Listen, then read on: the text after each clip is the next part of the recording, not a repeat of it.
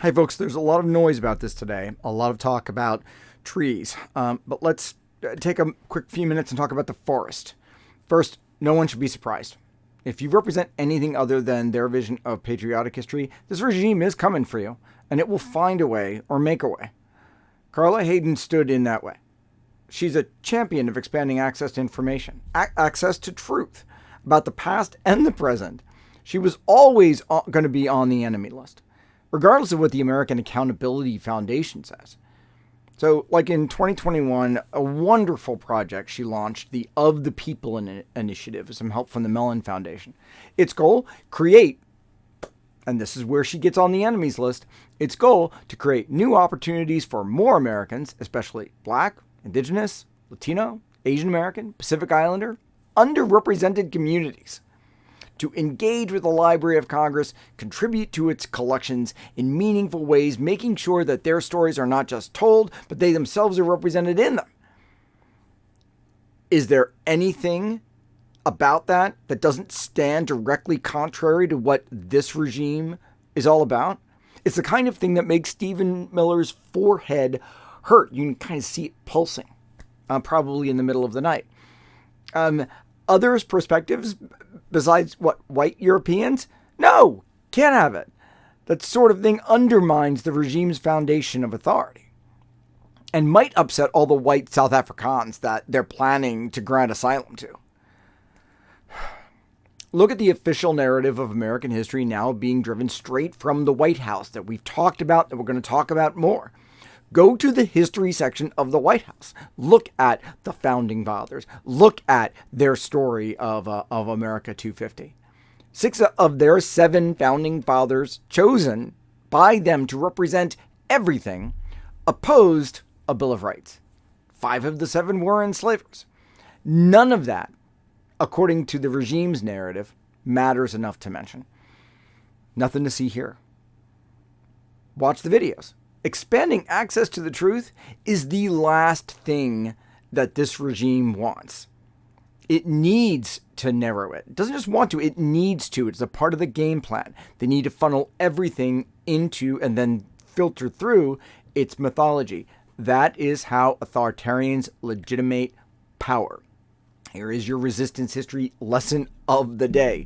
They need to remove your access to the truth about the past and the present so they can control both.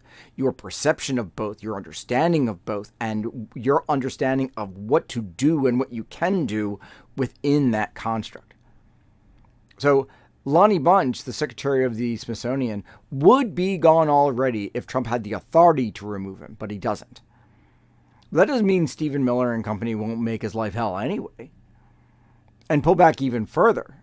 Think about this. Of all of the leaders in the federal government responsible for public history, those with real authority over funding and resources and public access to them, Carl Hayden was the last one standing. Think about that. Head of the National Archives, gone, a long time ago. We're barely 5 months into this. The chair of the NEH, gone. Most of the staff of the NEH, gone. The director of the IMLS, gone. All the staff of the IMLS, still on leave. And the head of the National Park Service, gone. Chuck Sams, its first indigenous director. He was appointed to fiercely tell the stories that weren't being told at park sites. Now the acting director is a former budget analyst. Really. So remember the Pentagon's quiet purge oh so long ago of non-white history from its digital platforms? That's still going on. It's just not making headlines anymore. And it's going on everywhere within the federal government. This is a root and branch purge of inclusive public history. Remove the people who set the tone, strip access from the people doing the work, redirect the money to those telling fairy tales designed to prop up a political theology. This train is moving, folks, and it's not stopping. But what can you do? Tell the stories that they want erased. Boost the people who are already telling them. Now, that doesn't just mean money. It means visibility. A share, a like, a comment, a positive review, it all matters. It all pushes metrics. It all works against the algorithm they're building, and keep pushing back. Counter every distortion of our history, every omission, every lie. Comment, report. Because no, they can't erase Black history. That's a lie. They can't erase Indigenous history. Or they can't erase the Q plus from LGBTQ plus history. They can't do any of that. They can't erase Harriet Tubman. Not unless we do. We are America's public historians. We don't ask anyone permission to tell stories that need to be told. Not unless we let fear, poorly understood, institutionalized fear, and we see that happening all around us these days, do the work for them. Because they know how it works. They know how fear works. They know how perception is more important than reality.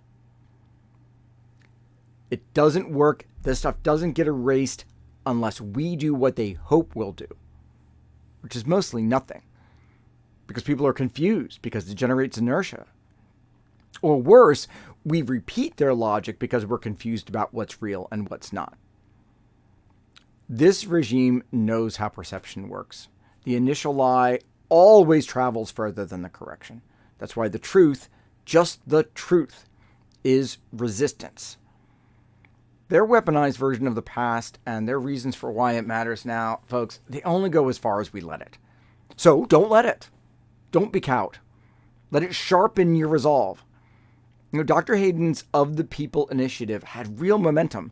Don't let it stop. Pick it up and carry it forward. Of the people. Indeed.